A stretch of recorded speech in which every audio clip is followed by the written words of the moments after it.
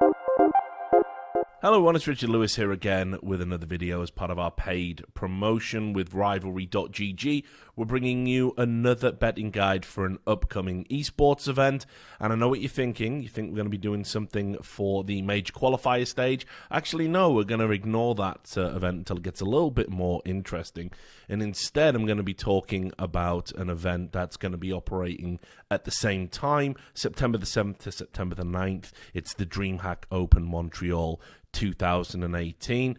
I'll explain why I think this is an interesting event in just a moment, but first, if you do want to go and place bets on these matches, go to rivalry.gg/RLS and you will qualify for up to $350 of VIP bonuses, and of course it helps us, supports the channel, lets people know where you saw the Rivalry GG promotion.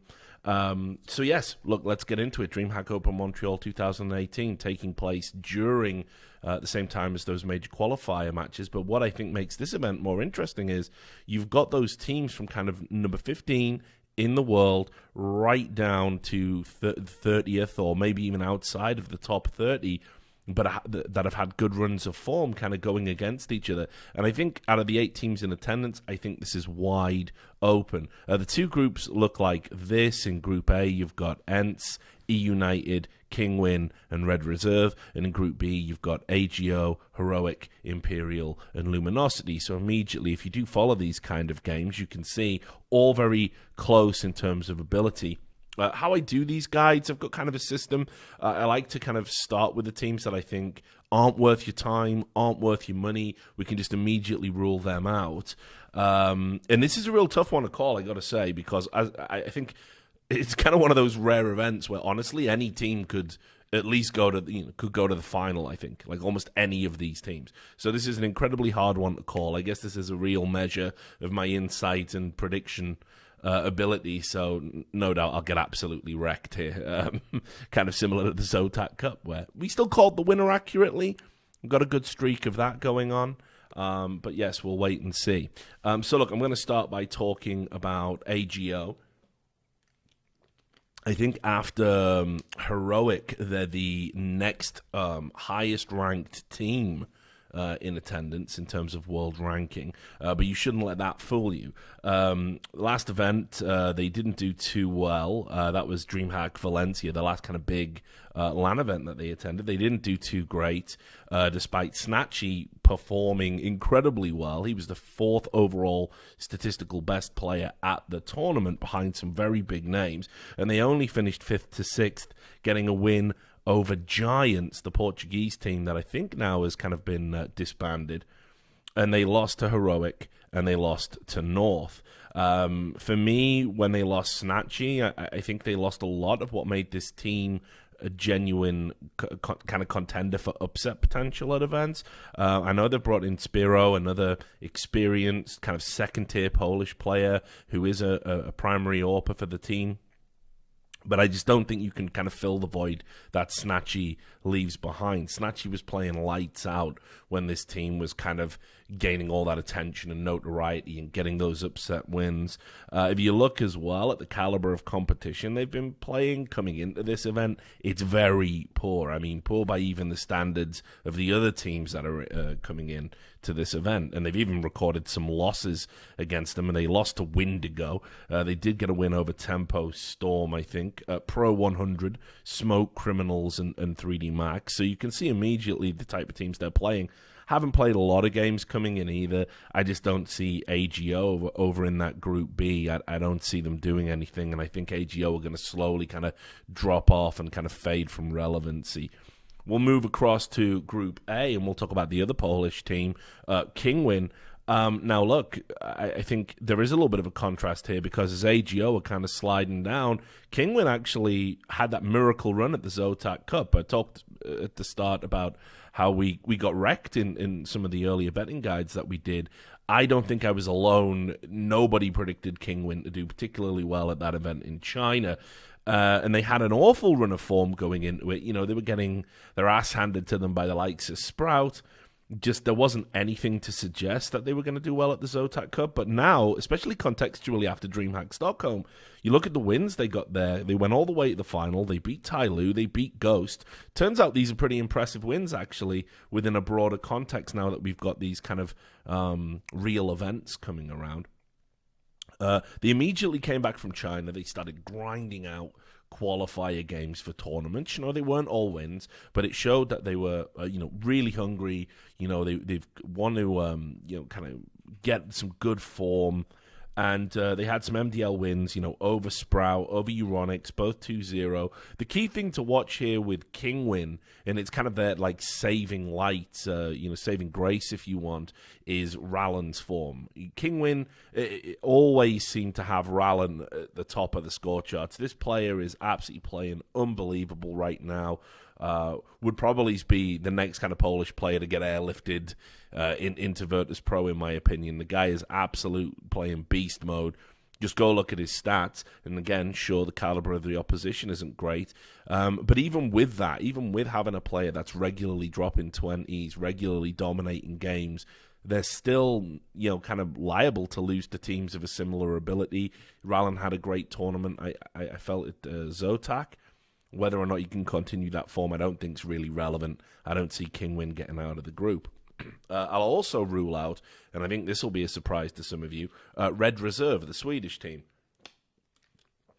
I think a lot of people, they look at this roster with the names that are on it, and they think, wow, these guys have got, some experienced players who've been in bigger teams, big names, accomplished Swedish players, but they're just, to me, it's hard to describe. They should be much better than they are with the roster that they have. There's no doubt about that. But they just don't seem motivated. They remind me a lot of, back in the day, you would get Swedish teams, and during the winter months, they would batter everybody because, and this is in 1.6 and Source, you would get Swedish players that would just hardcore it through the winter when it's light outside for 2 hours a day. They would just be grinding games because there wasn't really anything else to do. And then the summer would come around, and they would just go inactive or disband so they could go out partying and having a good time. And I just get that vibe from Red Reserve that they're not really invested in getting better as a team. I think they're more a turn-up-and-play kind of team, and I think that's a shame because they have got some talent on the roster. To contextualize that and add a data point to why I don't think they're a great team in the making, they've played, since they were at the minor, they've played only 6 best-of-3s. And they lost 3 of those. They lost twice to 3D Max and once to Sprout. The performance at the minor itself saw them, they beat Kingwin. Okay, great. But they lost to NIP. And I know there were some close matches in NIP. Everyone talks about that best of 1, the 16-14 with the NIP comeback. You shouldn't let that sway you. Swede-on-Swede action, it's never a science. It never makes any sense. Swedish games will always be close. There's people who've played with each other, people who've mixed with each other, people who've played pugs and pickup games, people have had trials, people have watched and earmarked to potentially replace players. So the Swedes all know each other intimately, and it becomes a mind game within a mind game whenever they play. You're always liable to see close series, even with the likes of Red Reserve versus NIP. Lots of personal scores to settle as well, so people raise their game. I think it's a shame because I think Brolin, the 16-year-old wonder kid they got, I think he's amazing. I think he's got some real potential, but this isn't going to be the team where he makes his name, I don't think. It's going to be the next one. Plenty of time for him. You've got Twist as well, sure. He can go off at any time and dominate the game, but they just they're not cohesive enough right now for me to bet on. And I know a lot of people will look at Red Reserve and think, actually, these could be surprise winners or whatever. Not for me. I don't think they put enough in to get that kind of result out long term. I don't think they can be consistent. Just my thoughts. Now let's talk about dark horses. First up, I just want to say Luminosity here, the Brazilians. And it's really hard for me. I want to go out and throw the Hail Mary and say, watch these guys get to the final. That's almost like the heart talking. I'm not gonna nail that down and make that a prediction. I think it would be a little bit irresponsible if I'm trying to tell you the sensible way to kind of go out and place some bets. but I think they've got real potential. I think they will legitimately be good in time. This is, in case you haven't been following all the Brazilian drama and fallout and where people have ended up, this is the Henny, Lucas, and Steele lineup, which makes it obviously exciting. They're a great trio with international experience, very accomplished. And for me, they will undoubtedly be the best all-Brazilian lineup, as long as MIBR stick to having American players in there. They proved that recently. KNG and Phelps' team, No Tag, played them in the IEM Chicago South American qualifier. They didn't win a map. They only got 11 rounds. They got absolutely beasted by this Luminosity lineup.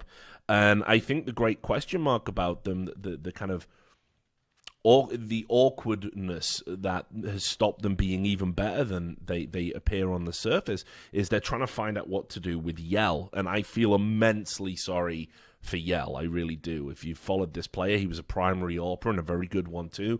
Put out a few surprising results for me. And now, of course, he's got that awkward situation of, well, Henny's an AWPer too, and probably a much better AWPer, and a much more accomplished AWPer. So now you've got this situation where it's like, yeah, Yell, you get to AWP on the maps where a double AWP setup is, viable, but he's not necessarily getting to be put into the positions where he made a name for himself prior to this. Sometimes as well, you'll see him or Henny on the rifle. Resolving this conundrum is kind of holding the team back. I don't know if both of them can play in tandem. I hope they can make it work, because I really like Yell as a player, but he's definitely struggled since coming into this lineup. If you look at recent results and recent form of this lineup, at DreamHack Valencia, they beat Heroic. Heroic were among the favorites to win this tournament if you go look at bookmakers. And they're also in this group. As I said, the games haven't been decided yet, so this could be a big thing. How early on will Luminosity face the bigger names? So I couldn't realistically back them to win this, because there's some uncertainty, plus the infancy of the lineup. But if you see any long odds, at any point, if you see Luminosity with really, really long odds, jump on that, because this is a team that shouldn't have long odds. This team is going to be good. This team is going to go to international events and make a name for itself. That's happening in 2018. I'm very comfortable about that. So if you ever see any long odds, this is a team that's definitely worth a punt, and you should jump on it. And as I said, I was going to go out and when I initially planned this guide and say they're going to go all the way to the final. I'm not going to stand by that now. So here's the other one that I know is going to surprise everybody. I got insomnia, and I stay up late at night, and I watch a lot of late-night NA Counter-Strike. It's usually a shit show. It's always entertaining. And one team, I've been talking about this team and the players on this team for a while now, and that's E-United. I've talked about Dazzle, I've talked about Moose, I've talked about Ace, back in previous iterations, and I think these players have kind of all flown under people's radars. I think they're good. They're certainly well respected if you talk to any NA pros privately, and I think E-United will come out of that Group A. Yes, I know, along with Ents. And I think now, I think this will be the event where, they're going to join Ghost as one of those NA teams that people are going to have a renewed respect for. We know that they're capable of surprising a few people at international events. I think if you discount United, you haven't looked at their recent form. I'll refresh your memory. They just fell short at the NA minor. They only finished third, and that's crazy to me because they did the hard bit. They beat the favorites NRG. They got a big win over the now Tem Como Brazilian clusterfuck with FNX, Phelps, and KNG in it. You would say if you beat both of those teams at the NA minor, you were going to win the whole thing. It didn't happen that way, but certainly it was E-United that took the big scalps, finished third, and just missed out. Then there was the MSI NA closed qualifier. They seem to have a mental block to beat this new look Complexity side. They don't seem to be able to do it. They were runners up in that, behind Complexity, lost to Complexity at the minor. But this is where they turn the corner and they come into this event in Montreal having this really big scalp to their name. They beat Swole Patrol. Don't laugh at that anymore. I mean, you know, we make jokes on By the Numbers about Swole Patrol. Swole Patrol are picking up some decent results in NA. They're a tough team to beat. Hard to put to bed. A lot of experience on that lineup. So that's a respectable result in and of itself for me. But they beat Cloud9 in a best-of-5 final. So let that sink in. Best of 5. Cloud9 had the one map advantage from coming from the upper bracket, and E United still beat them, which is insane. I know Cloud9 have problems. They're using stand-ins. All of the stand-ins they've got on that roster are accomplished international players, and E United beat them in a best of 5. So I think they're coming in great form. They don't have a long way to travel. They've got Canadian players on the roster. It's a Canadian event. Don't be surprised to see them absolutely roll over someone on day one. I don't know who it's going to be, but if you see E United with long odds, jump on that too. I think they're a real good bet right now. And then that brings me to the Imperial. The Imperial probably is out of all of the dark horse picks I've lined up. They're probably the darkest of the horses because they actually, or rather the lightest of the dark horses, I should say, because they've got the chance of winning the event. They continue to surprise with international results, and they do it in the best way imaginable. They've got to be taken seriously. They were runners-up in a Star Series European qualifier just last month with wins over Optic and Space Soldiers. I'm not even going to bring up the DreamHack event that they won in June because we're past that now. They've got Haji. They added him after the whole Loba debacle. He's bedded in, looking good. And the thing is, they seem to have a very laissez-faire approach. I know if you look at their current form coming into it, they've lost some really weird results to lesser teams online. You know, they lost to Valiance, they lost to Forza, I think, literally just as we're recording this. But they're a very different beast when they get to LAN. Lots of young talent, desperate to prove themselves. Esperanto has shown that he can carry games against this caliber of opposition in a LAN environment. Yes, I think Imperial are certainly worth watching. And again, another team, if you ever see any really long odds, definitely jump on it. So that brings me to the favorites. Obviously, there's only 2 other teams to talk about, so it's about how we split it, I suppose. Let's talk about Heroic. I wasn't going to give Heroic much opportunity to win this event. I wasn't even going to put them in the favorites. I was going to say you can probably back on this team to just crash out in ridiculous fashion. That was what I was thinking before DreamHack Stockholm happened. Now, I'm going to give them a much better chance to win after what I saw in Stockholm, but if I was you, I wouldn't feel comfortable ever betting on this team. They should make it to the final based on just the eye test, if you want to call it that, common sense, if you want to call it that. But let's just look at some form. You know, they were all over the place in July and early August. You know, to give you an example, in that time period, they lost to Luminosity, they lost to Avangar, but they beat North, and they beat that AGO that was starting to catch everyone's eyes back with Snatchy in the lineup. So at Stockholm, the most recent event that's fresh in everyone's memory, they had a very close game against FaZe, which they lost in overtime, just a best of 1. But that really kind of made people sit up and say, okay, Heroic have come to play. You know, they added Mertz to the lineup, so we didn't know which way it was going to go, how he was going to bet in. They beat Fnatic 2-1. I think that's a legit win. I think Fnatic, sure, they had a very disappointing DreamHack Stockholm. I still think they're a dangerous team, even though they embarrassed themselves a little bit here with some of the performances. But that's a legit win. And they beat Optic 2-0. And, you know, Optic, that's a legit win. And then they lost to NIP, obviously, which, NIP, that was kind of like a decent showing from them at this event. No disrespect there. I think most people would pick NIP to beat Heroic currently, even with all of NIP's limitations. So the real story coming out of Stockholm was Mertz. He looked absolutely sick. Looks like a really good pickup. Has given them an extra dimension. I think he's going to continue that run of form. Got lots of praise from his teammates in interviews and everything else. And I think Heroic should realistically, if they play like they did at Stockholm, they should be able to beat any opposition they're going to come up against in Group B. And they should be able to go all the way to the final, realistically. The problem you've got, of course, is Heroic always seem to be their own worst enemy, always seem to have these weird, terrible games and capitulate, you know, have this weird map pool where even the maps that they're good on, they have these like crushing defeats on in their history. Just very hit and miss, hot and cold. Not anyone to bet the farm on, not anyone to put your house on.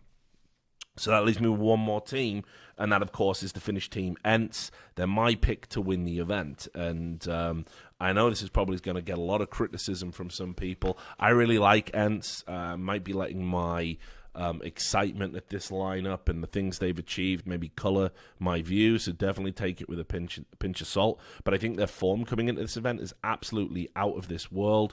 Since they went to the minor, where of course they lost 2-0 against NIP in heartbreaking fashion after a great run, they played 16 best of threes and they've won 15 of them. Okay, that's the kind of form they're in. Most of them 2-0.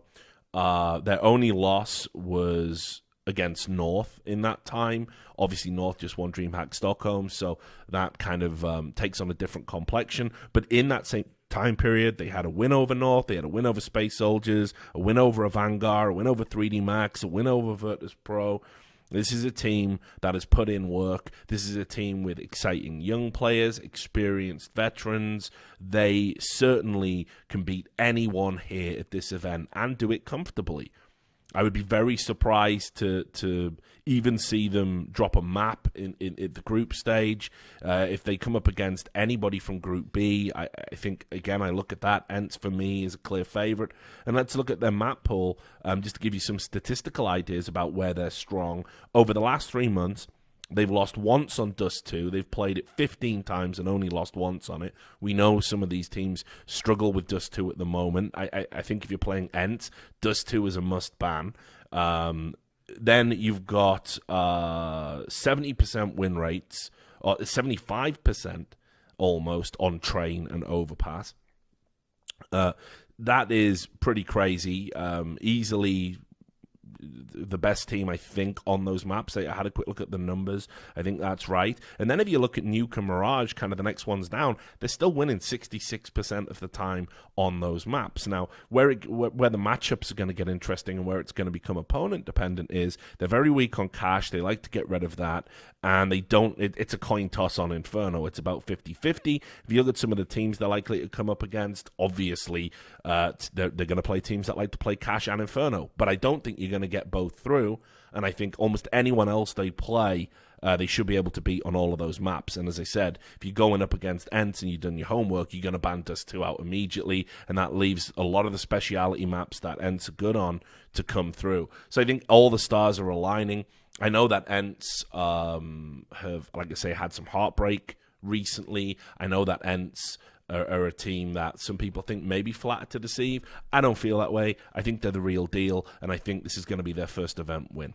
So those are my thoughts. We'll find out how right I am. And, of course, if you do want to go and bet, make sure you bet responsibly. Make sure you do it over at rivalry.gg/RLS. Thank you very much for watching the video and supporting the channel, and we will see you next time.